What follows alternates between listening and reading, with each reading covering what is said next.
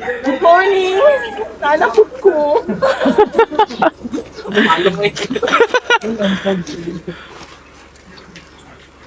May ano na yung ano, motor. Oh. Sapa, bin. Grabe, time to time yung abot ba? Ha? Untop yun, untop. Nangan, tagbala. Ano, alasay? Alasay, tabo. Mga babayan.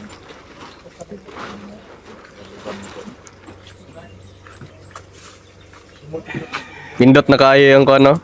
Paay, bindigan. Saba. Good morning. Tarong mo na to ni Dre. Good morning to Sir Paul. Vlogger, maraming salamat po mga kababayan. Bye-bye. Wala. Hanggang sa susunod mga kababayan. Bye-bye. Primo! Ayan mga kababayan, magandang araw po sa inyong lahat. Asan yun? Dali, ay! So ngayon po ay Malapit. nahuli si Rebecca. Timing. timing yung pagdating niya. At punta po ngayon sila sa kanilang misyon. So kami lang pong tatlo ni Kuya GR yung maiwan dito, kami ni Junjun. So yan po.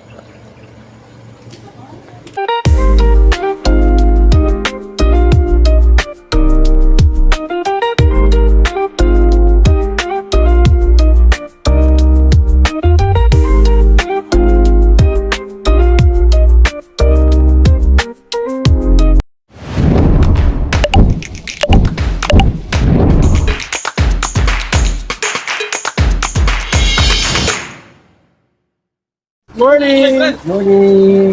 Good morning, Kuya GR. Good morning.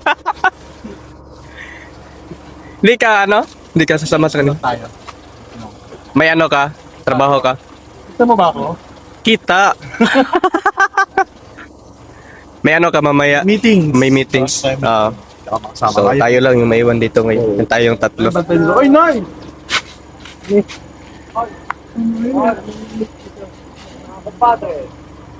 So si Kuya GR hindi po siya sasama mga kababayan kasi nga may meetings. May meetings siya mamaya. Alas ano na? Alas 7 na. Tatanghaliin kayo. So bumiyahe na po sila mga kababayan papuntang misyon. At kami pong tatlo ni Kuya GR dito yung naiwan, kami ni Junjun, you know. Dahil po si Kuya GR ay may meeting mamaya. So kailangan niya ding umattend ng kanyang meeting kasi nga yun yung kanyang regular na trabaho, no. So hindi mo na siya ngayon nakasama sa misyon nila Sir Paul. At sabi ni Kuya GR mamaya daw ay magtanim daw kami kasi nga may dala siya mga buto para hindi ko alam kung ano yung mga buto na dinala niya makbabayan, ano yung buto na itatanim namin, basta magtanim daw kami mamaya. So kasama natin si Aso at si PB. Yan.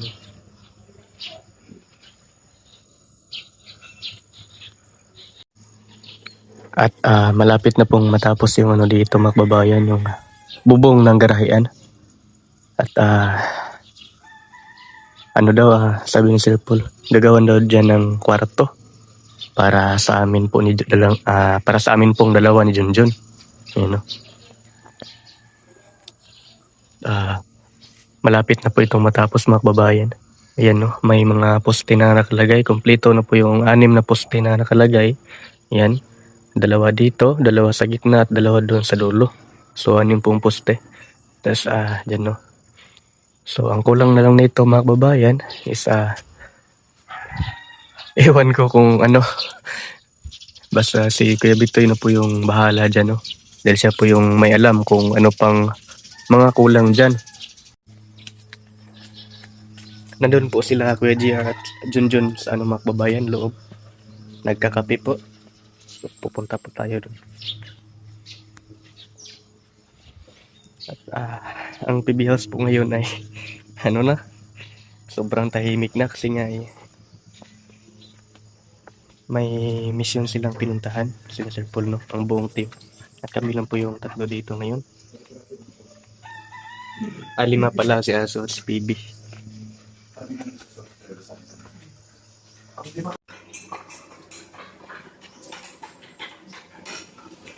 Wow, may ano, Eden.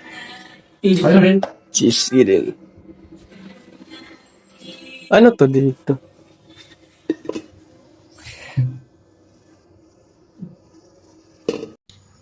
Ayan mga kababayan. At may bilin po si Sir Paul sa akin or sa amin dito na maglinis ng bahay dito sa PB House. So yun po yung gagawin namin ngayon.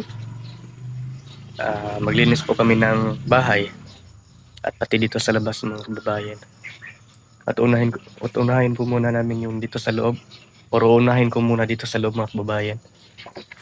Bago dito sa labas po. Yan, yung mga bintana, yung sahig, at yung mga grills po. So yan po yung gagawin ko ngayon. Ang maglinis dito sa PB House po mga kababayan. At mamaya po ay sila Junjun naman at si Kuya GR magtanim daw sila ng or kaming tatlo magtanim ng mga buto. Yun. Lalambingan sila PB at Aso.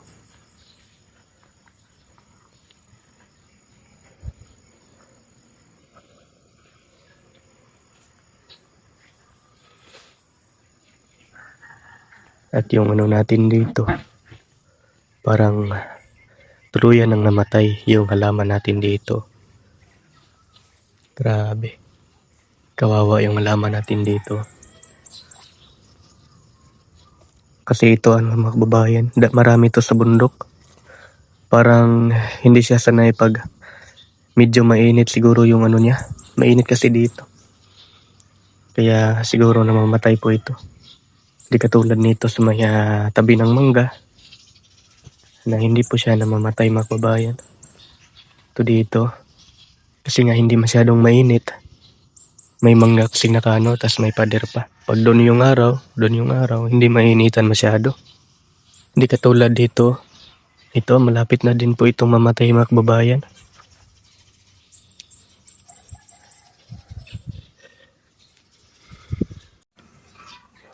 Ayan mga kababayan, dito po ako sisimulang maglinis ito sa may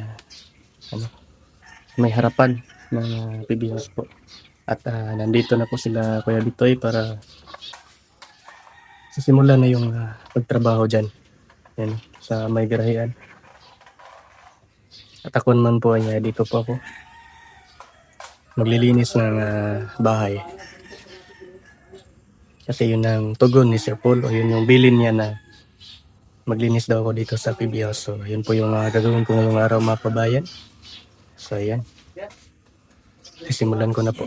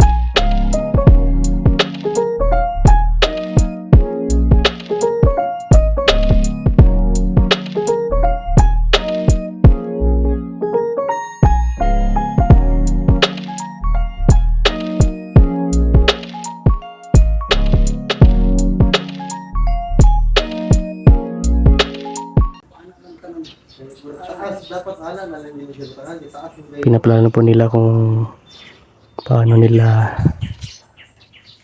ano, kung paano yung tirada.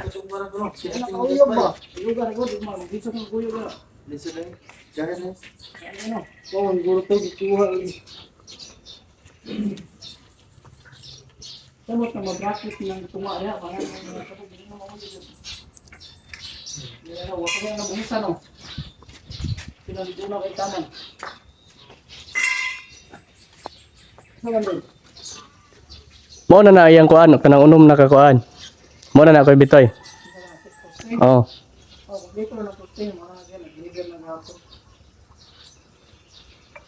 Butang aja na usay tirada butay hagdanan. Aon so.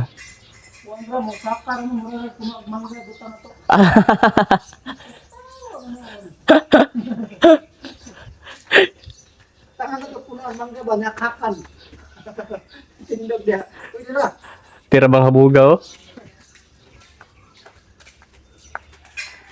So, magsisimula na po sila ngayon mga kababayan para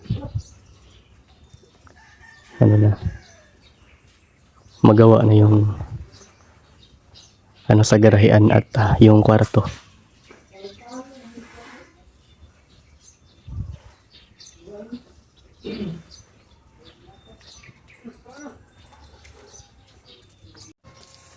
Yan mga kababayan, nag-welding na po si ano, kuya. Ang galing niya pong ano, tumirada, mag-welding.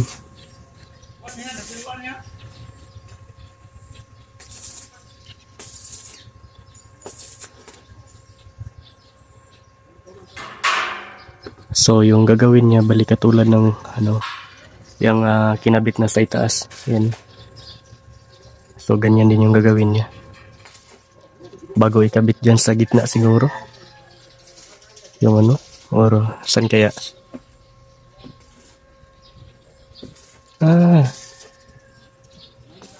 Iba pala yung ginawa niya.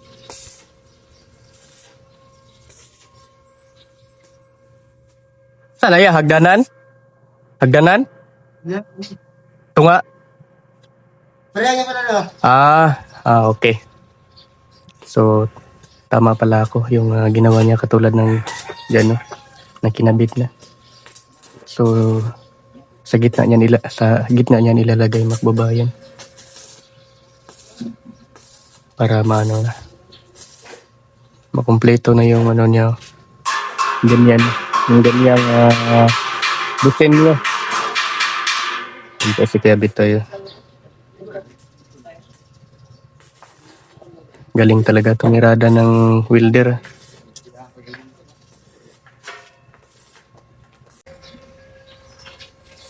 Yan mga kababayan, tapos na po akong dito sa mga grills, nagpunas at saka dito sa may sahig. So ngayon ay dito na naman ako sa may bintana para dito po yung inuna ko mga kababayan para pagkatapos dito ay doon naman sa may kusina, and then mamayang hapon kasi nga ay mainit na, so dyan sa likuran mamayang hapon na po yan mga kababayan kasi nga ay mainit na po so,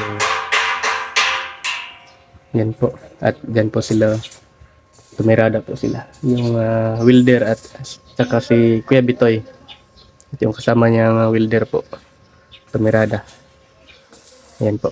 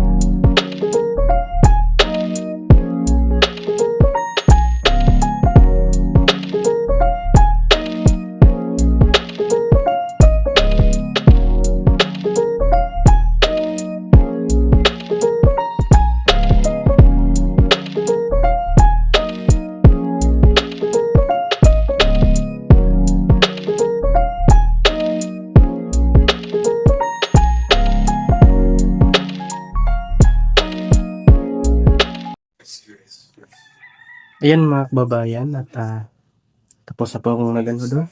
Dito sa may harapan ng PB House, no. Tapos na pong nalinisan lahat. Yung mga bintana at grills at yung sahig po. So, ngayon naman po mga kababayan ay dito na naman po ako sa baba.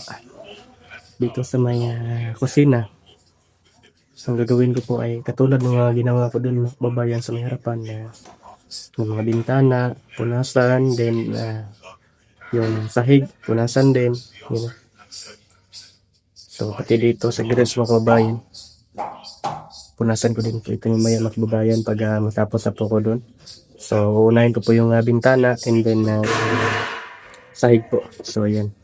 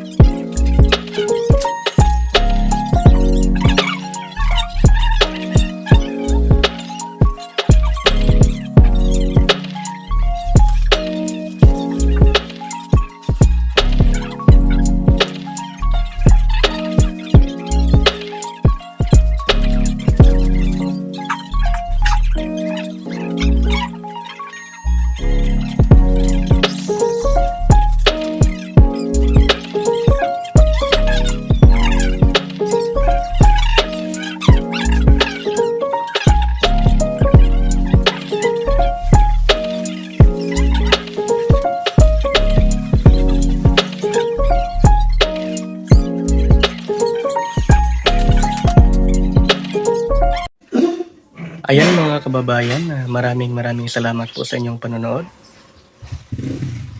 at sa inyong walang sawang suporta. Ayan, no? Sa mga hindi pag-skip na mga ads, maraming salamat talaga. Hanggang dito na lang po mga kababayan. Ingat kayo palagi. God bless po sa inyo. Bye-bye!